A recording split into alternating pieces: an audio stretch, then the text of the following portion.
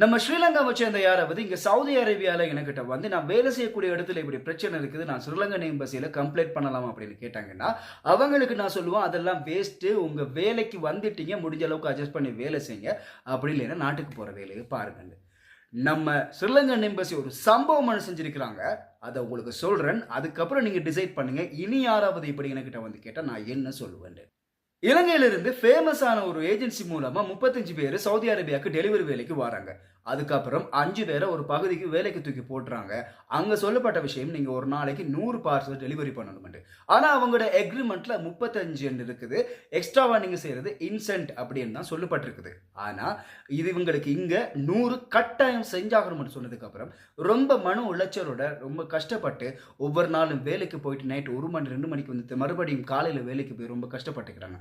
ஒரு கட்டத்தில் அவங்களுக்கு முடியாம ரியாத்ல இருக்கக்கூடிய அவங்களோட ஹெச்ஆருக்கு அவங்க நேரடியாக போய் அங்க இந்த விஷயத்த சொல்லியிருக்காங்க. சொன்னதுக்கு அவங்க சொன்னது, நீங்க இந்த விஷயத்தை அவங்களோட சூப்பர்வைசர் மேனேஜரோட தான் நீங்க பேசி முடிவெடுக்கணும். அப்படி உங்களுக்கு முடியலன்னா நஷ்டத்தை கட்டிட்டு நாட்டுக்கு போங்க. இது வளமையா எல்லா வெளிநாட்டிலையும் நடக்கிறது தான். ஏஜென்சியில நம்ம ஒரு எக்ரிமெண்ட்டை பார்த்துட்டு வரோம், இங்க வந்து அதுக்கு எல்லாம் மாத்தமா இருக்கும். நமக்கு வேலை செய்ய முடியல ஹெச்ஆர்ட்ட போய் சொன்னா உங்களுக்கு முடியலன்னா நஷ்டத்தை கட்டிட்டு நாட்டுக்கு போற வேலையை பாருங்க. ஆனா இதுக்கு அப்புறம் இந்த 5 பேர் செஞ்சதுதான் பெரிய ஒரு சம்பவம். அவங்களோட ஹெச்ஆர்ல இருந்து 15 கிலோமீட்டருக்குள்ள தான் ஸ்ரீலங்கன் எம்பசி இருக்கு. ஸோ நம்ம அங்க போய் பார்க்கலாம்ங்கிற ஒரு முடிவோட 2 மனசோட போறாங்க. பொதுவாக கவர்மெண்ட் ஆஃபீஸுக்கு போறோம்னாலே இது நடக்குமா நடக்காதா அப்படிங்கிற 2 மனசோட தான் போவோம். அப்படித்தான் இவங்க போயிருக்கிறாங்க. ஆனா அங்க ரிசப்ஷன்ல இருந்தவர் அவங்கள நல்ல முறையில் வரவேற்று விஷயத்தை கேட்டு கான்ஃபரன்ஸ் ஹால்ல உட்கார வச்சுட்டு உடனடியாவே அம்பாசிடரை கூட்டிட்டு வந்திருக்கிறாரு. ஒரு அம்பாசிடரை மீட் பண்றதெல்லாம் சாதாரண ஒரு விஷயம் இல்லை. இங்க அவர் வந்து அம்பாசிடர் வந்து கேட்ட விஷயம் என்னன்னா, உங்களுக்கு என்ன பிரச்சனைன்னு கேட்டுட்டு அதுக்கப்புறம் உடனடியாக இவங்களோட சூப்பர்வைசர் நம்பரை வாங்கி கால் பண்ணி ஒரு நாளைக்கு உங்களோட டார்கெட் எத்தனை பார்சல் டெலிவரின்னு கேட்டப்போ 100 சொல்லியிருக்காரு. அப்ப இவர் கேட்டிருக்காரு, இவங்க மனுஷனா இல்ல மாடா, உங்களோட ஹெச்ஆர் நம்பரை தாங்கண்டு.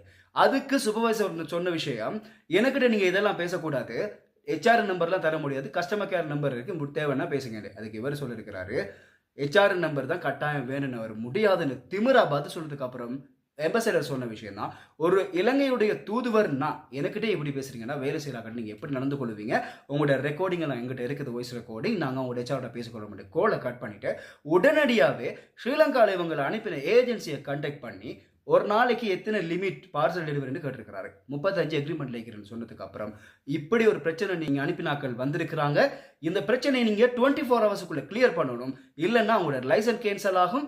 இனி உங்களுக்கு விசா எதுவும் கொடுக்கப்படாது, உங்களுக்கு எதிராக நடவடிக்கை எடுக்கப்படும். உடனடியாக அந்த ஏஜென்சி பயந்து போய் நாங்கள் சவுதியில் இருக்கிற எங்களோட முகாமையாளரை கண்டெக்ட் பண்ணுறோம், வெயிட் பண்ணுங்கன்னு சொல்லிட்டு 35 மினிட்ஸுக்குள்ள அந்த முகாமையாளர் இங்கே கண்டெக்ட் பண்ணி நான் இதை உங்களோட ஹெச்ஆருக்கு போய் உடனடியாக கிளியர் பண்ணி தாரேன் அப்படின்னு சொன்னதுக்கு அப்புறம் அடுத்த காலையில் உங்களோட சூப்பர்வைசர் இருந்து மெசேஜ் வருது, நீங்கள் வேலைக்கு வாங்கன்னு.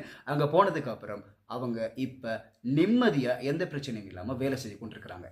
இதுக்கு முதல்ல எம்பசியை கான்டாக்ட் பண்ண மாட்டா, அப்படி நினைச்ச மாதிரிலாம் கான்டாக்ட் பண்ண முடியாது. கால் பண்ண ஆன்சர் இருக்காது, அங்கே ஒரு பிரச்சனைன்னு போனோம்னா ரொம்ப நாளைக்கு இழுத்தடிப்பாங்க, எதுக்கும் சொல்யூஷன் உடனடியாக கிடைக்காது.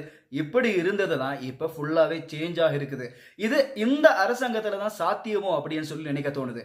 எம்பசியெல்லாம் ஒரு விஷயமா அப்படின்னு கேட்டால் நாட்டில் இருக்கிறார்களுக்கு எதிராக பெருமதி விளங்காது. வெளிநாட்டில் வந்து வேலை செய்கிற இடத்துல பிரச்சனைகள் வர இடத்துல அதை சமாளிக்க முடியாமல் திணற ஒவ்வொருத்தருக்கும் இந்த எம்பசியினுடைய அருமை விளங்கும். சவுதி அரேபியாவில் உங்களோட ஃப்ரெண்ட்ஸ் யாராவது வேலை செய்கிற இடத்துல இப்படி கஷ்டப்பட்டு இருந்தாங்கன்னா அவங்களுக்கு இந்த வீடியோவை ஷேர் பண்ணி இப்படி ஒரு விஷயம் நடந்திருக்கு, நீங்களும் எம்பசியை கான்டாக்ட் பண்ணலாம்னு அவங்களுக்கு ஒரு தைரியத்தை கொடுங்க.